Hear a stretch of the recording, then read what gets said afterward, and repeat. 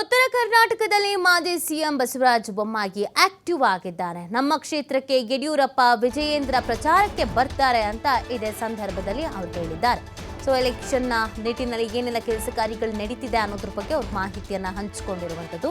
ರಾಷ್ಟ್ರೀಯ ನಾಯಕರ ಜೊತೆ ಸೆಲೆಬ್ರಿಟಿಗಳು ಕೂಡ ಪ್ರಚಾರಕ್ಕೆ ಬರ್ತಾರೆ ಅನ್ನುವಂಥ ಮಾತನ್ನ ಕೂಡ ಹೇಳಿದ್ದಾರೆ.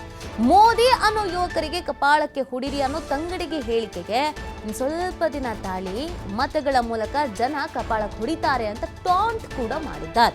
ಸಂಗಣ್ಣ ಕರಡಿ ಅವರು ಸಮಾಧಾನ ಹಾಕಿದ್ದಾರೆ. ಅವರಿಗೆಲ್ಲ ಕ್ಷೇತ್ರಕ್ಕೆ ಹೋಗ್ತಾರೆ.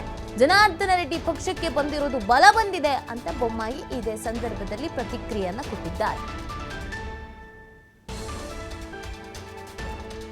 ಬರ್ತಾರೆ, ವಿಜೇಂದ್ರ ಕೂಡ ಬರ್ತಾರೆ.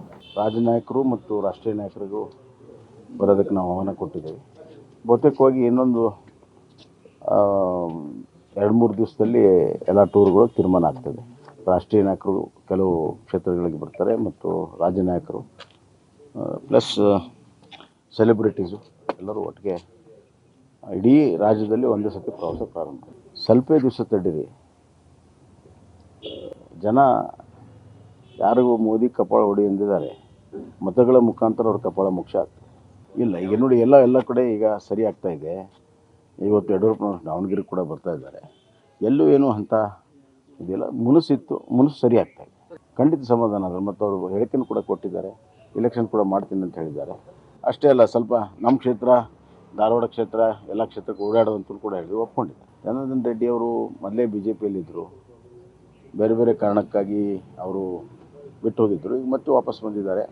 ಅವ್ರು ಬರೋದರಿಂದ ಒಂದು ಆ ಭಾಗದಲ್ಲಿ 2-3 ಜಿಲ್ಲೆಗಳಲ್ಲಿ ದೊಡ್ಡ ಬಲ ಬಂದಂಗೆ ಆಗ್ತದೆ. ನಮ್ಮ ಕ್ಷೇತ್ರಕ್ಕೆ ಬರೋಕ್ಕೆ ಹೇಳಿದ್ದೀನಿ. ಯಡಿಯೂರಪ್ಪರು ಬರ್ತಾರೆ, ವಿಜೇಂದ್ರ ಕೂಡ ಬರ್ತಾರೆ. ರಾಜ್ಯ ನಾಯಕರು ಮತ್ತು ರಾಷ್ಟ್ರೀಯ ನಾಯಕರಿಗೂ ಬರೋದಕ್ಕೆ ನಾವು ಆಹ್ವಾನ ಕೊಟ್ಟಿದ್ದೇವೆ. ಬಹುತೇಕವಾಗಿ ಇನ್ನೊಂದು 2-3 ದಿವಸದಲ್ಲಿ ಎಲ್ಲ ಟೂರ್ಗಳು ತೀರ್ಮಾನ ಆಗ್ತದೆ. ರಾಷ್ಟ್ರೀಯ ನಾಯಕರು ಕೆಲವು